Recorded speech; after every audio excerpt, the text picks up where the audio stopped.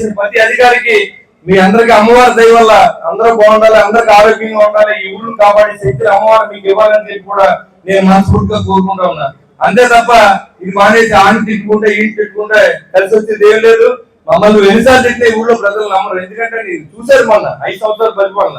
నువ్వు అవన్నీ సంవత్సరం అయిపోయింది కదా, మన దోపిడీ అంతా మర్చిపోయారు నువ్వు అనుకుంటావు.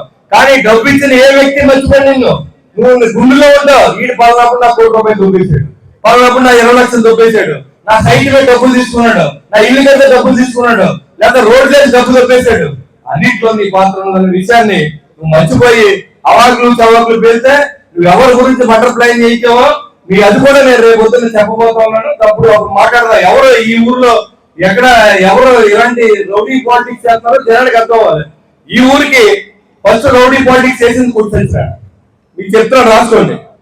అప్పుడు అతని టికెట్ ఇస్తే కడప నుంచి రౌడీని తీసుకొచ్చి బాబుతో ఇక్కడ 11వ వార్డులో అటాక్ చేసి నువ్వు కాదని అడుగుతా ఉన్నా. ఇవాళ పైబోయిన వెంకటరావు నాతో తిరుగుతున్నాడని చెప్పి పైబోయిన వెంకటరావు అంతమందించాలని చెప్పి నువ్వు నీ తమ్ముడు కొడుకులు కలిసి వ్యవహారం నుంచి రౌడీని తీసుకొని సుమారించిన నిజంగా అడుగుతా ఉన్నా. నీ తమ్ముడితో సవాల్ నువ్వు రాన్నట్టు గురించి మాట్లాడతావు. నీకు అసలు అనంతంగా గడ్డి తిన్నా అని అడుగుతా ఉన్నా. ఇవన్నీ పోలీసు కూడా తెలియజేశా. నేను ఆల్రెడీ ఎస్పీ కంప్లైంట్ చేశా, విచారణ చేశారు, వాడిని తీసుకొచ్చారు. ఎందుకు వచ్చారు తాడేపల్లిగూడెం ఓ మర్డర్ చేసేవాడిని ఎందుకు తీసుకొచ్చావు? పైబోయిన వెంకటరావుని చంపించడానికి ఈ ఊర్లో నువ్వు ప్లాన్ చేసిన నిజం కాదా? నీకు ఎదురు తిరిగాడని చెప్పి నువ్వు చేసిన నిజం కాదా అని అడుగుతా ఉన్నా. ఇది పోలీస్ డిపార్ట్మెంట్ దగ్గర ఉంది రికార్డెడ్ గా. ఈ ఊరు ప్రజలు చెప్పాలి కానీ చెప్తున్నా. నువ్వే పెద్ద రౌడీ, నువ్వు రాజకీయ రౌడీ. నువ్వు రాజకీయాలు అంటే ఎక్కడ పడుకుంటావు. రాజకీయాల్లో ఉండి అధికారాన్ని అడ్డం పెట్టుకుని నీకు ఎదురు తిరిగిన ఏ పరిస్థితి బతకాలనుకునే పరిస్థితిలో లేని మనిషి ఈ కూర్చొచ్చినాడు. ఇది కావాలంటే మీరు రుజువు చేసుకోండి. పోలీస్ స్టేషన్ రికార్డెడ్ గా ఉంది. ఎస్పీ గారిని కంప్లైంట్ చేశాను, తీసుకొచ్చి కూడా విచారణ చేశాను.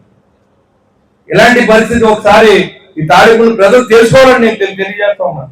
నేను బతుకున్నంత వరకు నా కూడా తిరిగినోడు కానీ లేదా ఏ ప్రజలు సామాన్యుడి కానీ అన్యాయం జరగడం చూసి బాధ్యత మీరు నాకు ఇచ్చే ఖచ్చితంగా తీసుకున్నాను.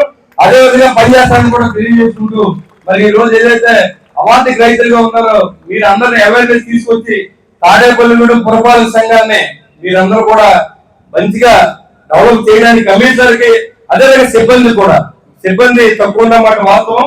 ఆల్రెడీ కమిషనర్ గారు లెటర్ పెట్టారు పర్మిషన్ కి.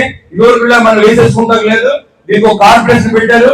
ఆ కార్పొరేషన్ ద్వారా మన అనుమతి తీసుకుని ఇక్కడ వేసుకోవాల్సిన అవసరం ఉంది. దానికి పేరు కూడా తీసుకుని పంపించినట్టు నాకు తెలుసు.